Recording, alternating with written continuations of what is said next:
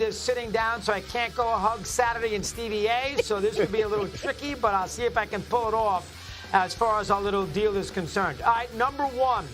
Listen, I shouldn't get on him because what I know about TV, but what I do know about TV, CBS did poorly. What an atrocious job. Kansas City game there on Sunday afternoon. Number one, they did not show the replay properly of the catch by Kincaid.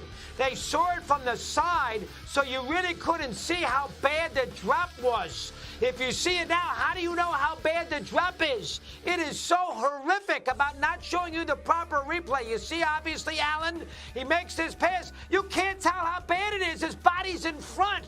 That is ridiculous, terrible. And then, and it's not Nance's fault, they spent 20 minutes telling us there was a flag on the field. They had the yellow flag on the field. So if you're a Buffalo fan, you think there's a penalty, and so you might get the automatic first down in the last drive of the year for your team because they put the penalty flag up. And Jimmy, for 10 minutes, told us, hold on now, let's see if there's a flag. We think there's a flag, and we didn't even know that there was no flag because we got our hopes up. And then finally, 5 minutes later, they finally showed us the right replay of Kincaid. And that is when Romo jumped in and said, boy, you got to catch that. It wasn't until the Kansas City drive where you saw the fact that Kincaid had the ball in his hands and he dropped it. So CBS, 57 million people watched this game. CBS had the wrong replay of the original Kincaid drop. Then they told you there was a flag. There was no flag. And they spent 3 minutes on it. And then finally after that, you saw the proper replay of Kincaid, which prompted Romo to say something. That is a horrendous. Listen, I'm no TV expert. We all know that. But I know when I see something that's bad, I see something that's bad. That, my friends, was terrible by CBS at the end of Sunday night's game in Arrowhead. That is number one. I don't disagree with you. I just know that you're not supposed to be the media critic that you are, and it's very, very cruel. These are your contemporaries. People are not flawless. They make mistakes. You are absolutely right, however. The angle that they were fixated on did not give us a clear view of how flagrant a drop that was by Kincaid. You are absolutely right, but you are also very cruel in using this as a segment. What are you mad about? Very, very cruel. Very, very cruel. But go ahead. He's right. He's right, but cruel. He's right, but cruel. I actually agree with Steven. That's kind of rough.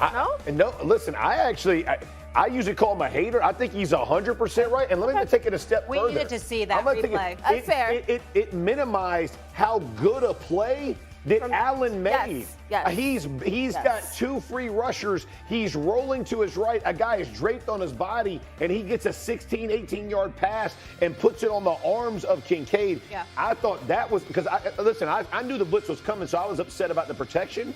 So I'm talking to my son, and he's right. I didn't see it until a few minutes later, the drop. But then you really see how the play was made by Allen. And I was like, how did he get the ball off? No, I'm with Doggy. This isn't with Nance and because Romo, as soon as he saw it, he made comment about it. They got to play that right away. Absolutely. So you do see that because it was just a word of advice. Yeah.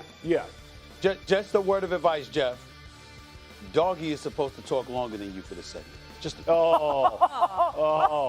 Hey, I'm sorry that you two are in Florida and it takes you an hour to get to where you got to get to. You let me do me.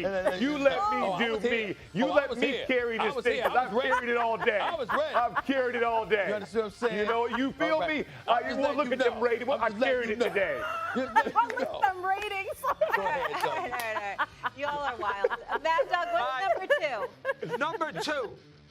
Number two. Listen, I love Daniels more than anybody. And I'll be the first to admit, I had Washington +6, so I understand that. I'll be the first to admit, what are the Commanders doing getting blown out of the game? He scores the touchdown when they're down 34-15, and they do an end zone celebration, hand the ball to the official, go to the sideline, get the 2-point conversion, and realize you're down 2 scores late third quarter. This is no time to celebrate. You see Daniels scores, and then the whole team does these dances. What dances? This is the NFC Championship game. You've gotten you blown out. It's 34-23. You want to clap hands? You can't do a dance. Oh, my God, I couldn't believe it. The Eagles had scored at will in this game. They had killed you. You had fumbled 3 times. Hand the ball to the official. Thank God you still got a fighting chance and not celebrate a touchdown that turned out to be completely meaningless. That really, really bothered me. That is number 2. Stephen A. You're absolutely right, but let me tell you why it shouldn't bother you as much as it did. Because they proceeded to get their ass kicked thereafter. Right after he scored that touchdown, the Philadelphia Eagles scored 21 unanswered points and dropped a double nickel on the Commanders in an NFC Championship game. So right after that dance, it's a lesson to be learned. They danced, they were premature, they were ill-advised to do so, and they got their asses thoroughly kicked because of it thereafter. It was a game at that point. It ended right then. Okay, I get it. We're going to be the old men yelling at the clouds. I get it. I do understand. However, if there's one guy on the Commanders who's allowed to do his little dance, it's Jayden Daniels. I'm sorry. He's the only reason they had a chance to come back. He's the only reason they're in the NFC title game. Oh, and he's a rookie. Yeah. Like, he will learn. He will. Not the greatest look, but then again, Jayden Daniels, do you like it? I didn't like it. He is a rookie. And, Yeah. but at the end of the day, high five. Hey, man, congrats. Let's get to the sideline. Let's keep this thing going. I'm 100%. I'm with both guys. Like, you got to know better. Like this is not close. Like, we're getting humiliated right now. Let's But this is also a that. team that has come back. I agree. Game All right. after game. Yeah, That's Let all me it's just say like. one thing. We'll go to the next one. The only thing I liked is that they were in the moment and having fun, but Mad Dog is absolutely right. for sure. Like, embarrassing. Yeah. Never You're do that getting again. beat down. Let's just win the game. Yeah. Let's Mad go Dog? for the W. All right, good job, Molly. Thank you. All right, number 3, I just Good got job a agreeing note with me, here. Molly. I just got a note that the Warriors are going to invite Butch Beard, Phil Smith, and George Johnson, and they're going to retire their numbers in the new Chase Arena. I mean, those guys were reserves on the 75 Warrior Championship team. You mean to tell me now we're going to sit there and we're going to retire Iguodala's number? He averaged 9 points a game in his career. I mean, really? Yes, he was the MVP of the final against an awful Cavalier team that had Antoine Jameson and Devidova in the starting lineup. They should have won that series easy. And if Irving and Love didn't get hurt, they may have lost to him again.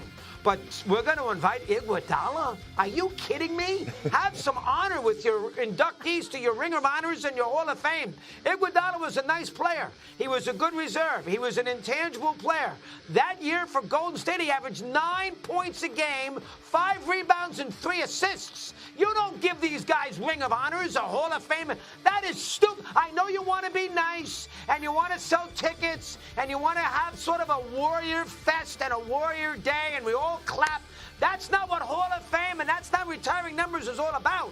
Retiring numbers and Ring of Honors and all those things, it's about honoring the great of your franchise. Iguodala's not a Warrior great. And did we forget, Stevie A, about the LeBron block on Iguodala on the layup that cost him another championship You when can't they were blame him for that. 73-win team? Did we forget that? Well, first of all, that last part, you're crazy. I mean, that was a phenomenal block by LeBron James. I mean, come on now. You can't. And that was a bounce pass, so he had to go down and get it from Steph Curry, come up.